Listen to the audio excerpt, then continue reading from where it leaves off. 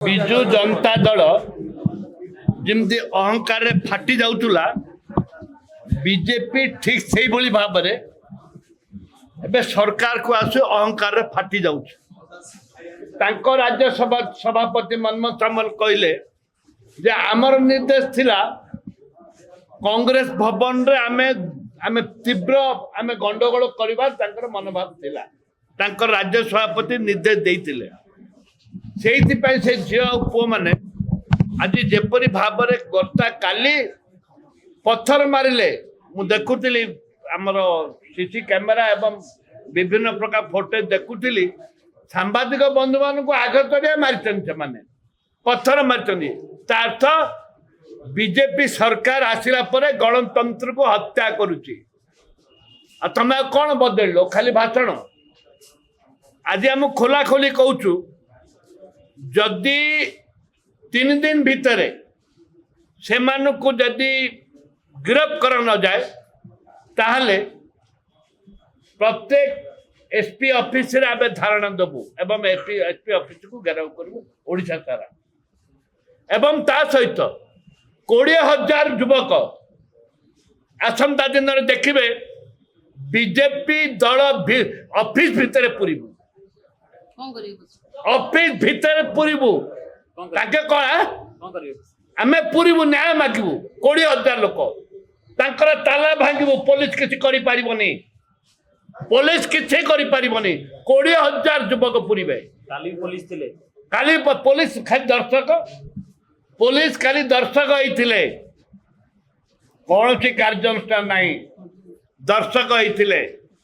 ବିଭାଗୀୟ ମୁଖ୍ୟମନ୍ତ୍ରୀ ସେଥିପାଇଁ ସମ୍ପୂର୍ଣ୍ଣ ଇନଷ୍ଟ୍ରକ୍ସନ ଥିଲା ଯେ କଂଗ୍ରେସ ଅଫିସରେ ପୁରିବେ, ମାରପିଟ କରିବେ, ସାମ୍ବାଦିକମାନଙ୍କୁ ବାଡ଼େଇବେ, କଂଗ୍ରେସ ମାନଙ୍କୁ ବାଡ଼େଇବେ।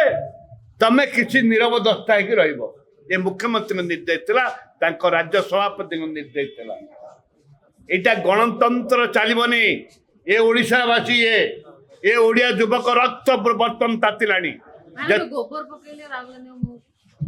ଇଏ ତ ଗଣତନ୍ତ୍ର ହତ୍ୟା କରୁଛନ୍ତି ନା। ତମେ କିଏ ରାହୁଲ ଗାନ୍ଧୀ କହିବ? ତମର ଔକାତ କ'ଣ ଅଛି? ତମର ଔକାତ କ'ଣ ଅଛି? ତମର ପ୍ରଧାନମନ୍ତ୍ରୀ କୋଉ 20 ଥର ପାଣି ପିଉଛନ୍ତି, ତଣ୍ଟି ଶୁଖି ଯାଉଛି। କ'ଣ ଭୁଲ କହିଲେ ରାହୁଲ ଗାନ୍ଧୀ? ଯୋଉମାନେ ହିନ୍ଦୁତ୍ୱ ଅଛି ସେମାନେ କେବେ ହିଂସା କରନ୍ତିନି। ଯୋଉମାନେ ହିନ୍ଦୁବାଦୀ ଲୋକ କେବେ ମିଛ କୁହନ୍ତି ନାହିଁ। ଯୋଉମାନେ ହିନ୍ଦୁବାଦୀ ଲୋକ ସେ କେବେ ହେଲେ ଭାଇ ଭାଇ ଭିତରେ ଲଢ଼େଇ କରନ୍ତି ନାହିଁ। ଏକଥା ସେ କହିଛନ୍ତି। କିନ୍ତୁ ଦୁର୍ଭାଗ୍ୟ ତାକୁ କଲର କରିକିରି ଯେପରି ଭାବରେ ଆଙ୍କେ ରାହୁଲ ଗାନ୍ଧୀଙ୍କ ଫଟୋକୁ ଏଥର ଆସନ୍ତୁ। ବିଜେପି ବିଜୁ ଯାହା ହବ ତାଙ୍କ ପୋଲିସ ଗୁଳିରେ କେତେ ତାକତ ଅଛି ଆମେ ଦେଖିବୁ।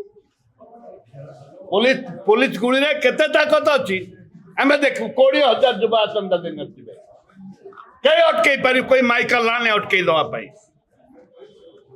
ଲଢ଼େଇ ହବ। ଆରମ୍ଭ ହେଲା ଲଢ଼େଇ କରିବାର।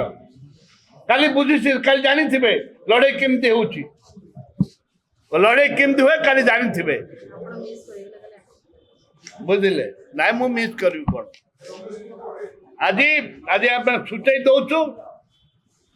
ଦଉଛି ମୁଁ କଂଗ୍ରେସ ଦଳ ଜମା ହାତ ମାରନି, ମାରିଲେ ସେ ବିସ୍ଫୋରଣ ହବ।